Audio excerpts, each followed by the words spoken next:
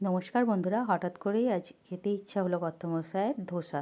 কিন্তু চাল ডাল তো আগে থেকে ভিজানো নেই, তাই ঘরেতে সুজি ছিল সেটা নিয়ে নিলাম 1 কাপ।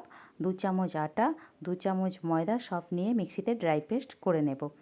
যখন ওটা ড্রাই পেস্ট করা হয়ে গেলে একটা পাত্রে তারপরে নিয়ে নিলাম, তাতে সামান্য টক দই আধ কাপের মতো দিয়ে ওটাকে মিশিয়ে 25 মিনিটের জন্য ঢাকা দিয়ে রেখে দিলাম। এদিকে আলুর তরকারিটা বানানোর জন্য কড়াইতে সাদা তেল, জিরে 1 চামচ দিয়ে নুন দিয়ে দিলাম। এরপর আদা কুচি, কাঁচা লঙ্কা কুচি, কিছুটা কারি পাতা ভালোভাবে নেড়ে নিয়ে পেঁয়াজ দিয়ে দিলাম। পেঁয়াজগুলো একটু মোটা করে কাটা, কেন পেঁয়াজগুলো বেশি ভাজা যাবে না।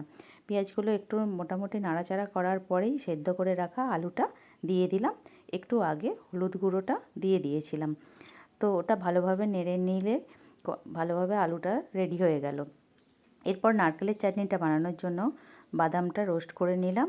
এরপর কড়াইতে 1 চামচ কালো সর্ষে, শুকনো লঙ্কা আর বিউলির ডালটা ভালোভাবে ভেজে নিলাম, আর এই উপকরণগুলো পেস্ট করে নিলাম।